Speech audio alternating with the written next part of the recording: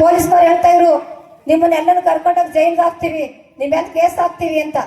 ನಮ್ಮ ಮಂಡ್ಯದ ಮಹಿಳೆಯರು ಹೇಳ್ತಾ ಇದ್ರು ನಿಮ್ ಕೇಸ್ ಹಾಕ್ಲಿ ಜೈಲ್ಗೆ ಹೋಗ್ಲಿ ನಾವ್ ಯಾವ್ದು ಎದುರ್ಕೋದಿಲ್ಲ. ನಾವು ಹೋರಾಟಗಾರ, ನಮ್ಮ ಮೇಲೆ ನಾವು ಕೇಸ್ ಇದೆ. ನಾವು ಕಳ್ತನ ಮಾಡಿದೀವಾ, ಸುಳ್ಳು ಹೇಳ್ತಾ ಇದೀವಾ, ದರೋಡೆ ಮಾಡಿದೀವಾ? ಅಲ್ಲ, ನಮ್ಮನ್ನ ಜೈಲ್ಗೆ ಹಾಕರು ಹೋರಾಟಗಾರರು. ಅದೇ ಡಿ ಕೆ ಶಿವಕುಮಾರ್ನ ಭ್ರಷ್ಟಾಚಾರಗಳಲ್ಲಿ ಮುಖ್ಯಮಂತ್ರಿಗಳನ್ನ ಜೈಲ್ನಾಗ ಹಾಕ್ಲಿಲ್ವಾ? ಯಡಿಯೂರಪ್ಪನ ಜೈಲ್ಗೆ ಹಾಕ್ಲಿಲ್ವಾ?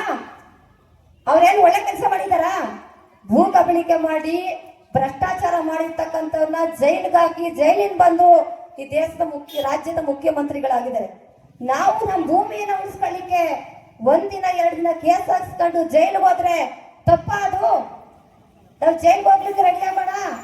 ನಾವು ಜನವಾದಿ ಮಹಿಳಾ ಸಂಘಟನೆ ನಿಮ್ ಜೊತೆಲಿ ಇರ್ತೀವಿ. ನಮ್ ಭೂಮಿ ತಂಟೆಗೆ ಬಂದ್ರೆ ನಿಮ್ ಪೊಲೀಸ್ ತೋರ್ನಾದ್ರು ಕಳ್ಸ್ರಿ, ಲಾಠಿ ಏಟ್ನಾದ್ರು ಹಾಕ್ಸ್ರಿ, ನಿಮ್ ಗುಡ್ಡಾದ್ರು ಹಾಕ್ಸ್ರಿ. ನಮ್ ಭೂಮಿಯನ್ನ ನಾವ್ ಯಾವುದೇ ಕಾರಣಕ್ಕೂ ಕೊಡಲ್ಲ. ನಮ್ಮ ತಗೊಂಡೋಗಿ ಜೈಲ್ಗೆ ಹಾಕ್ಬೇಕು. ನಾವು ಕುಟುಂಬ ಸಮೇತ, ನಾವು ಒಬ್ಬರೇ ಬರಲ್ಲ.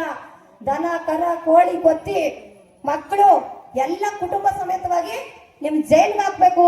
ಇಲ್ಲ ಅಂದ್ರೆ ನಾವೇನಾದ್ರು ಹೋಯ್ತು ಅಂತ ಹೇಳಿದ್ರೆ ನಮ್ ದನ ಕರ ನೋಡ್ಕೊಡ ಹೇಳ್ತಾರೆ. ದನ ಕರ ನಮ್ ಜೊತೆ ತಾನೆ, ದನ ಕರಗಳ ಜೊತೆ ಸಂಬಂಧ ಇದೆ ಇಲ್ವಾ? ದನ ಕರ ಕೋಳಿ ಕೊತ್ತಿ ನಾವು ನಮ್ಮ ಮಕ್ಕಳು ಕುಟುಂಬ ಸಮೇತವಾಗಿ ಜೈಲ್ಗೆ ಹಾಕ್ರಿ.